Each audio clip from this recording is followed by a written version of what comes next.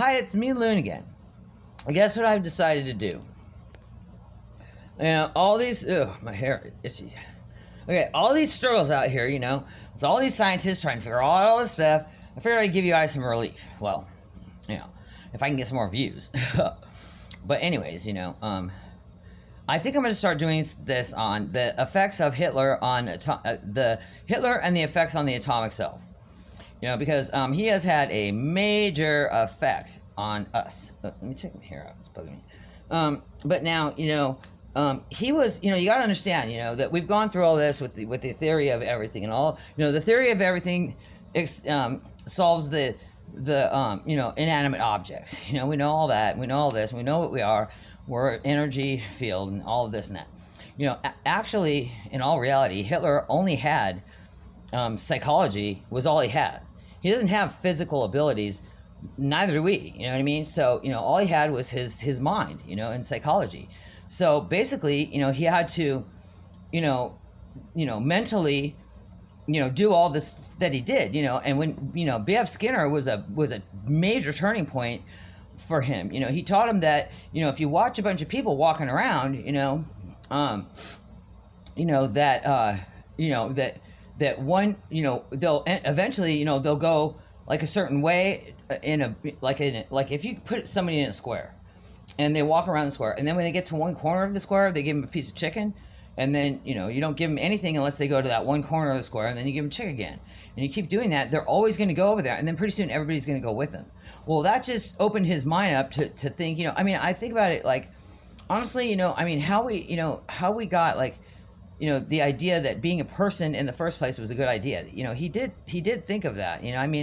I don't know. I don't remember floating around in my cosmic self, before. I remember the first time I remember being no longer atomic, was I was 5 years old and I was walking home from school and I had some books in my hand, and it was really cold. It was snowing and we were, well, I didn't know where I was at the time. And I just remember being super, super little. I was a little girl. And I was about 5 years old, and I was walking home from school, and school was over, and I was going home by myself. And it was just the first time I'd ever had any awareness of anything, really. And I remember I was all kind of a blur, but I remember my mom's voice. I remember what she said in a way I could hear. She was saying, you're home from school now. You have to put your books in your room, and and now you have to sit down at the table and eat your lunch. And, when you go to school, did you do your homework? Because you have to come home from school and do your homework. And then, I hope you listen to your teacher at school, because, you have to make sure and pay attention to your teacher at school. Did you, were you paying attention to your teacher and stuff? And it was like, she was explaining to me, what I had to do and be and my everything that I was going to have to do every day. And it was time to take a bath, and it's 6 o'clock at night, and now it's time to take a bath. You ate your dinner, and it's time to get ready for bed. You put on your pajamas, and you go, now it's time for bed, and you have to go to sleep. But I don't remember ever I just remember all of the direction, now it's time to get up, and it's time to go to school, and you have to listen to your teacher. Don't say anything to your teacher, though, because just listen to what she has to teach you, and pay attention and be a good girl, and I'd say, okay, Mom, whatever. And she was my mom, and your dad is at work, and he's a secretary for IBM, and he'll be home at 6 o'clock. He comes home for dinner, and we'll all sit down and eat dinner at the table.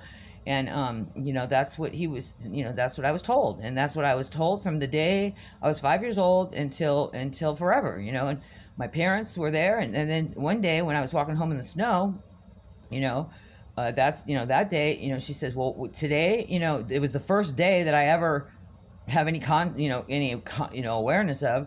And she said, we're moving from here to California. We're in New York, because we were in New York.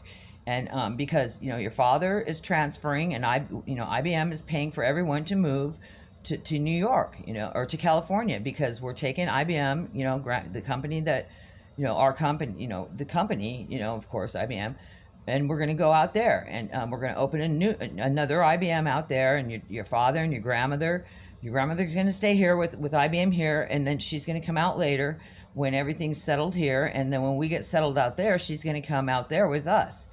and because she has things to do here, but actually in all reality, she was still messing with, she had a relationship with Hitler, and she was his, he had her, I mean, basically imprisoned, and as a, she was the head of the church, and when the war started, her being the head of the church, oh my goodness, that was the end of that, because he's in a war with God. This is a religious war for him, basically, and he's using us as a power source. That's what he uses us as, and so he sometimes I think he's really the devil. I mean, we live eternally, so theoretically he's alive, and well. I mean, he's Alan right now. He was Richard before. He was, I can tell you instances of him in my life, millions of them. I was supposed to be his scientist after my grandmother, and I just refused to do it. No, I negotiate, forget it. Now we're in this prison MIA war camp. I find out, and the more I research, the more I think I know it now, I mean, it's just hard, it's not really hard to believe there was a war, and there are POW MIAs. He screens all the news, it's edited and everything. So, we really don't know the truth. We're in an intranet, and the internet won't, it doesn't even have the ability to let us log into it because it's going so fast. 5G, it's not even, it's nothing, But anyway, so, my grandmother was with, had to stay there.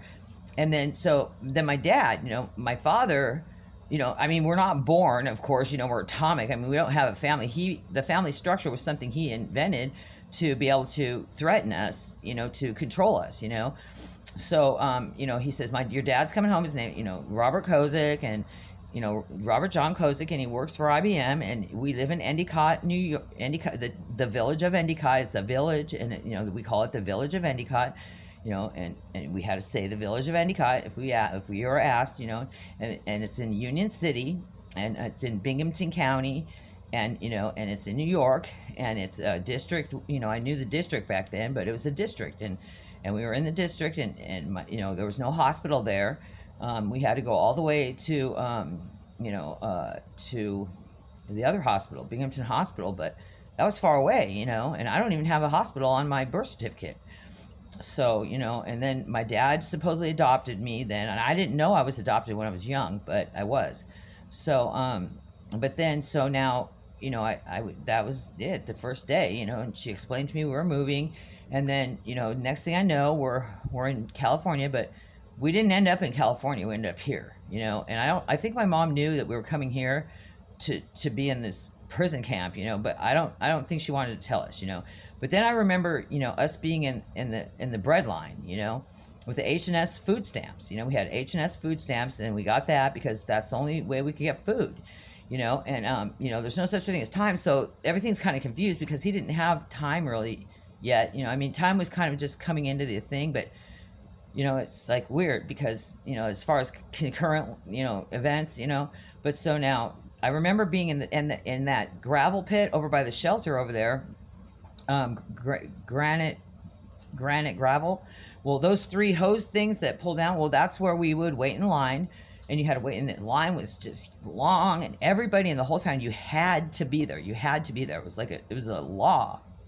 And so we go, and my mom would grab my sister and my brother, and she'd hold us really tight and hold our hands. And then, I remember doing that, but she tried to wipe that memory out of our mind, and she replaced it with another memory that of us walking through a field, going to get her check when we were when we got the car repossessed. But I'll tell you about that later. But anyway, so we're waiting in the line, and we would all hope and pray that we didn't get in the line, because one of the lines ended up going on the train, because the train tracks go right through there, and you had to get on the train, and you went to the ovens, and you got burnt, and that was the end of you. So but you didn't know what line. Whatever line, when they pulled the chain, like when the lines first started moving, they would pull the chain, and if the chain let out the delice stuff, then you were lucky. You got to go through the delicer, you got your food stamps, and then you got your that was your, and you got some bread. You got your basket with the bread in it, and then you got your food stamps, H&S food stamps, little green stamps, and that's what you used for food. We didn't have money. And then and I don't, there was no, it was just me and just me. Actually, I don't think my sister and brother was born yet. They weren't. It was just me and my mom, and so, God, I'll never forget every day, we'd be in that line and damn, it was tough, but, so we go through that line and then, I don't know where we lived or what we did or anything, it's just not even there. My memories are just so blank and blurred and then, there's a section of my life when there's tapes of like 6 or 7 or maybe like almost like 7 or 8 years of me and my mother and Richard living together when it was, well, that was his name then, but he had this metal cane and he would, like Alan has now, okay, that's why he teases me with that thing, but he used to like when he got mad at you, he'd say, "Don't you dare move." And you had to sit absolutely still or he'd hit you twice. And you would have to sit there like that until he was damn good and ready to come crack you with that metal rod. And he'd whack.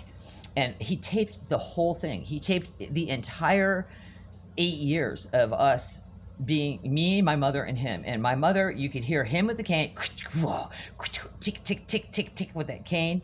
And then my mom behind it with her slippers, And my mom couldn't speak. You couldn't speak until you were told to speak, selected. You were selected to speak, and that was it. You couldn't say anything. And he would hit me with the cane, and he chained. Well, actually, I have a scar on my back from where he put the loop through the metal loop through my spine, and then he would chain you to the ground, and then to the dirt, and that was where you had to live and be until he was damn ready to take you off the chain. And when he took you off the chain, the only way you could get off the chain was in order to, your mother had to be put on the chain, and he snapped the chain, and if it broke her back and she died, oh well. If it broke her back and she was crippled, oh well. If it didn't break her back, she was lucky, and that was fine. But my mom got lucky. Nothing, she wasn't crippled, and she didn't, she just got lucky. I don't know how it happened, but she got lucky. And I got off the chain, and then I had to live in my underwear for the rest of my life, just panties on over there. And he used to just, he taught me that pee was water, and he taught me that you don't take showers because it's a waste of water, and he taught me that that you can't go in the bathroom because you're too clumsy and you'll slip and fall and hurt yourself. And then the first time I was ever let to go in the bathroom, I was so happy. I started walking in the bathroom and he pushed me and I slipped and my teeth. Can you see it? I don't know if you can see it. I had 2 scars right here where my teeth went through my lip. Bam, he's all, see, I told you so. But honestly, it was him. He pushed me. But then my mom would get me back and she'd be so happy. And then my mom would work her ass off. She was a nurse at Kaiser. They built Kaiser specially just because when we went to IBM, the deal was this. We were going to take IBM out there, but they had to build a hospital right next to it because my mom made that part of the deal, part of the contract, because she was a nurse and she wanted to, she wanted to have the hospital right there because she wanted to make sure that us, that us kids, and us, and all of us that were moving from Endicott had, health insurance, and that we had some sort of resource for health, because this biology thing was like my, whatever, and he's yanking stuff, like people would be going, you go to the hospital and then he'd cut you open and he'd rip out a piece of you from wherever, sew it back up, and then you'd be crippled or like blind or stupid or whatever, and he'd say, oh look, there's something wrong with him. And then they'd say, this is broken, and hold whatever it was up that he ripped out of you.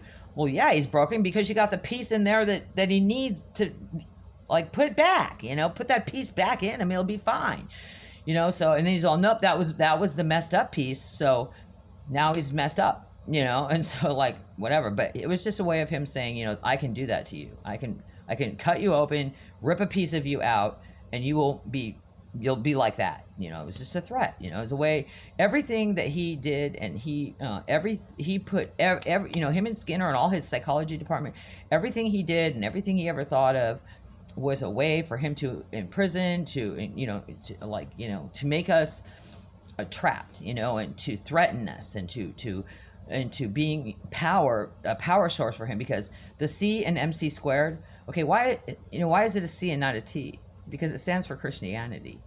It's mass equals, E, energy, which is us, equals mass, which is what he he thought if he turns us into mass, then he can have, Christianity squared. So that would make what he thought light, I mean? So then here now he's got light bulbs and stuff like that, and now we're the power source for that, we're the power source for his PG&E plant, you know what I mean? So that's, we're the power source for him to, not PG&E, what am I saying? See, that right there was a Freudian slip, because that's not true, because he has theories that he put into our head that make us think that we're pickle jars in PG&E, and that's not necessarily true, you know what I mean? Because that's just a theory of his, you know what I mean? Because what he actually uses as a power source to fight, it's a religious war with him. C squared, energy equals mass times Christianity squared. You know what I mean? It's either way, whether you like, God or the devil, he's got that one lump sum. Mass is, it's all one thing, and it equals energy, and that would be the energy that he needs to fight, God. And he thinks that he wants, I don't know, I mean, he has so many different reasons, like, he wants heaven all to himself. He thinks he's better than God. That's why I think he's Satan, I mean. So, and he comes back in so many different phases, but you always tell it's him. I always know when it's him. I just always know. Like where I'm moving, there's I can't say that on this thing. I'm not going to say that. But anyway, so, but he's always there. He's always there in any form, because he can take DNA. DNA was simply a thing that he put inside of us when he convinced us mentally to choose to become a human being.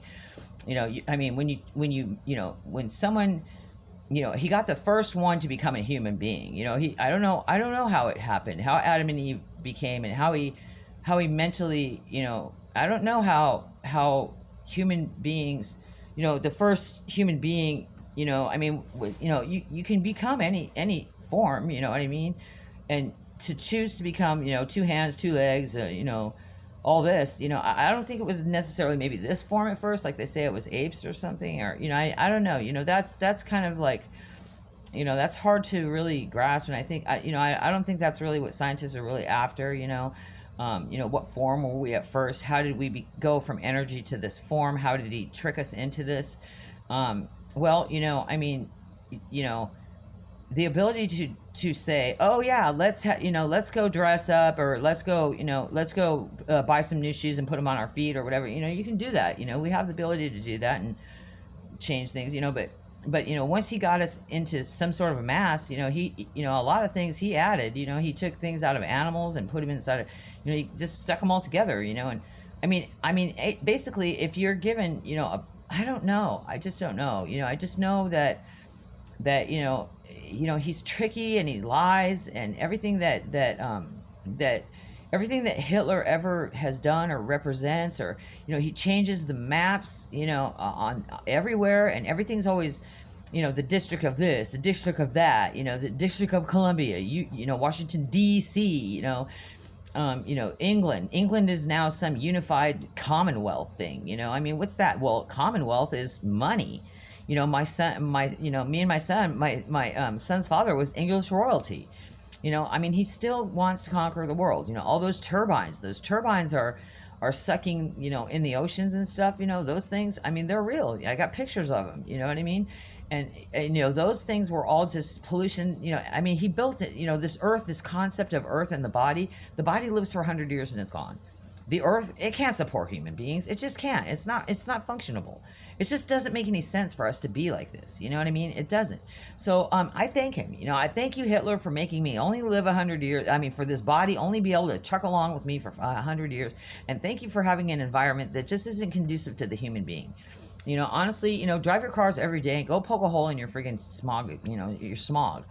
Get under your car, get a screwdriver, and stick it in your smog thing, and throw all your plastic bottles in the ocean, because I'm tired. He just every day is work. He got, you get up in the morning, he's like, this is your schedule. He's got rules and books and all this stuff. He's got the police to grab you. You can literally grab you, throw you in a box for the rest of your life, and take everything you belong. Families are just to rip apart so you can be sad about it. I mean, I don't know. It's just everything that he's ever done And everything, I mean, the C stands for Christianity. He was just, at the time when the war was happening, that's when that kind of came out, you know what I mean?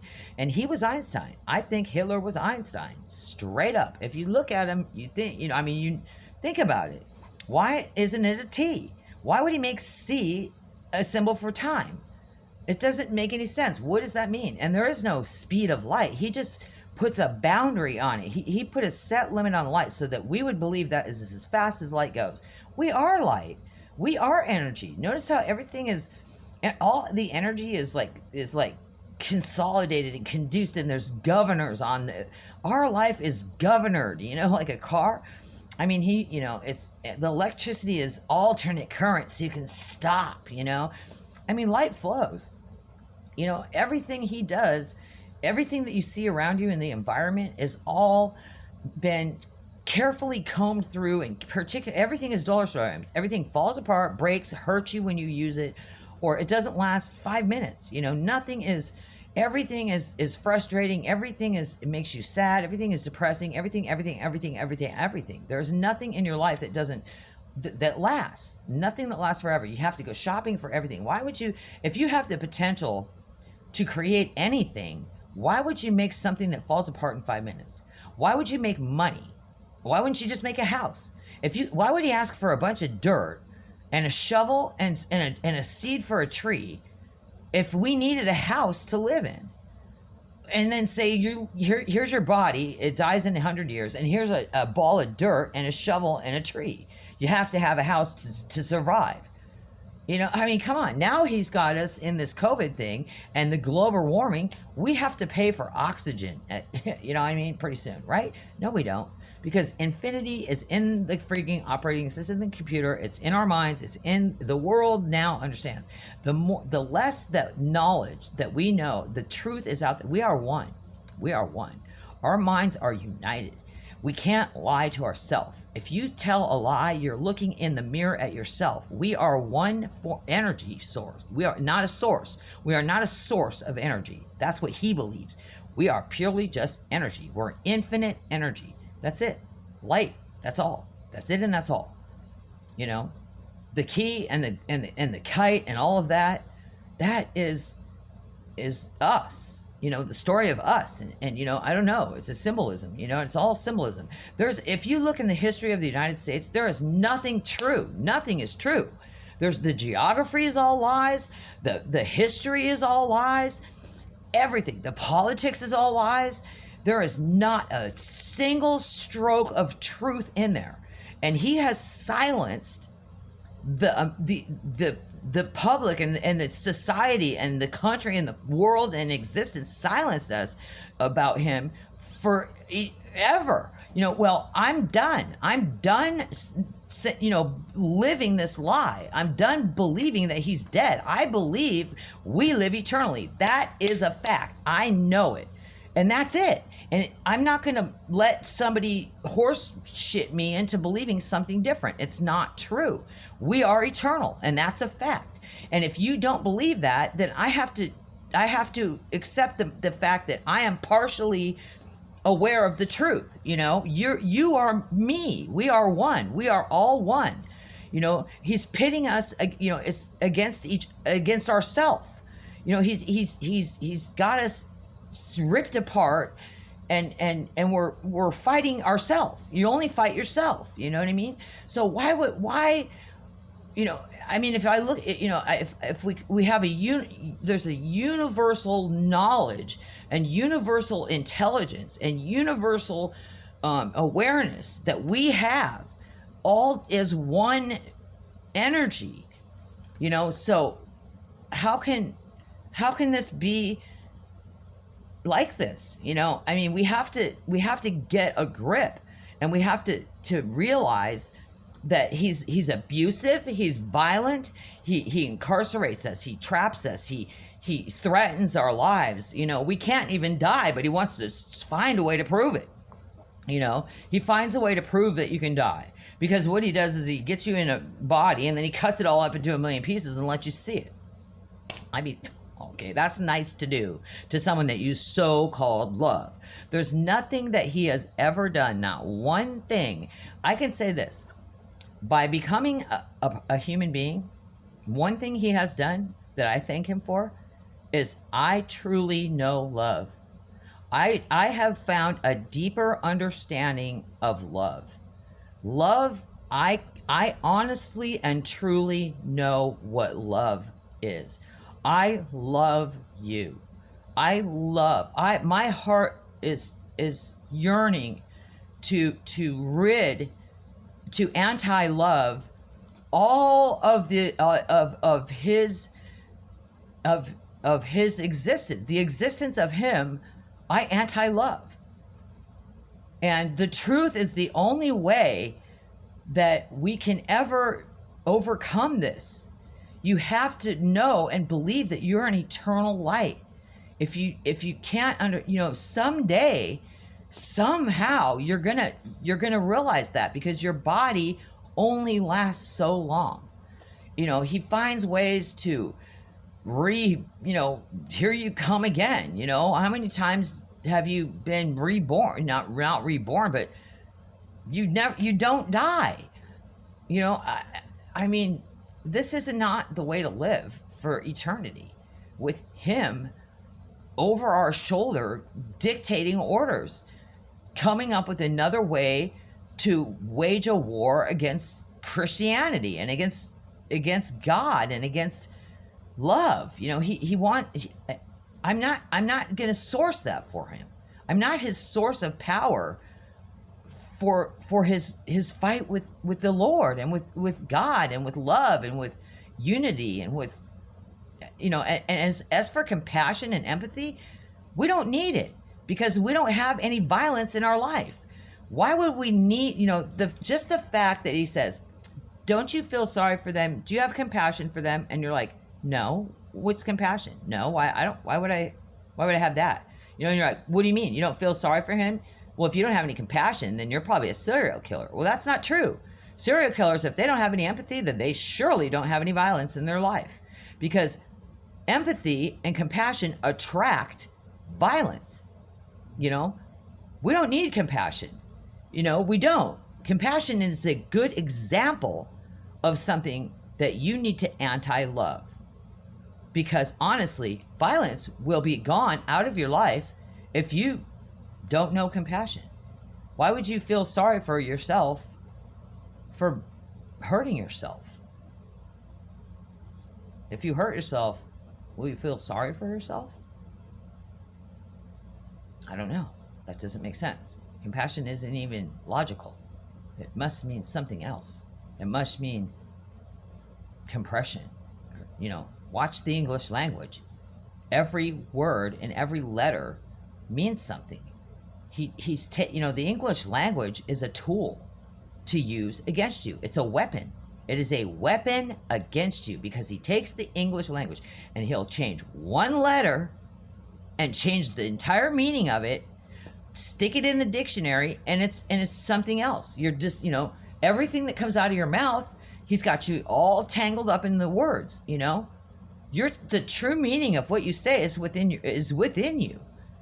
It doesn't matter what he thinks you mean, or what you don't have to convince him of what you believe. You just have to convince yourself.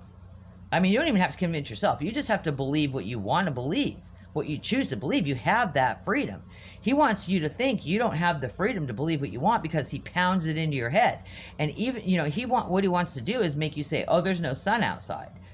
And then you say, yes, there is. And then he'll beat you to death and beat your children until you just say, there's no sun outside.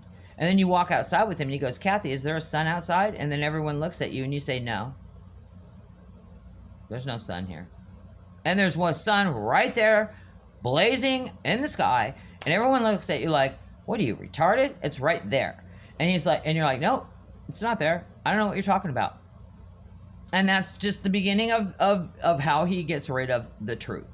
Because he just, all he wants you to do is just say it. That he believes that's enough to make it true, because he thinks that if you say it, whether you believe it or not, the next generation, you're going to say something that isn't true, and they're going to believe it, because the younger children are going to just believe it. And they're going to say, as they grow up, they're going to hear you say there is no sun, even though it's there.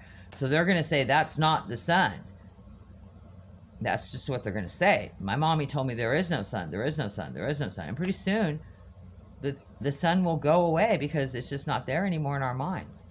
You know, he's found a way to, you know, relinquish the idea of sun in the mind, in our mind, because, you know, you say it and that's what they say and that's what they say and that's what they say, and then on, and generations, as generations go on and on and on, pretty soon it's not there anymore, you know.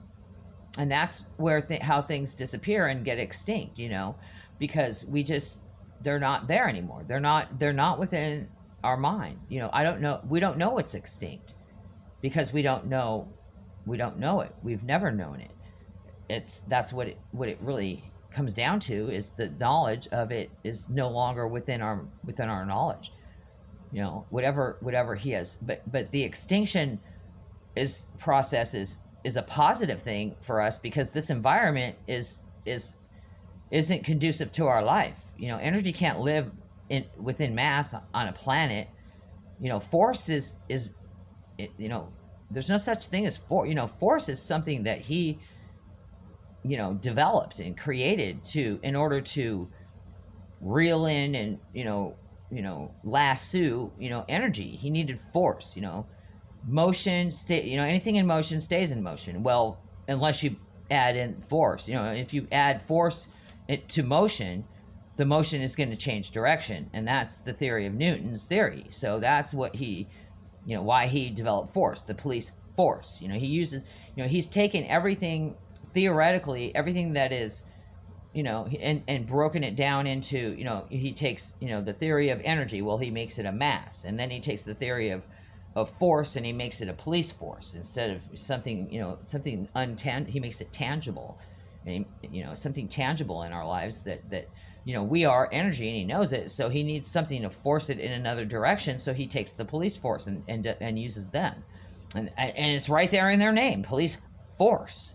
You know what I mean? They force you in many ways. Why do you think they're so violent? Why do you think they murder? Why do you think they take everything you own? Why do you think they incarcerate you and they kill you? They lock you up. Why do you think the whole entire legal system, all of politics, why do you think it is like that? That is a force that he uses to manipulate the direction of energy, and the direction towards Christ.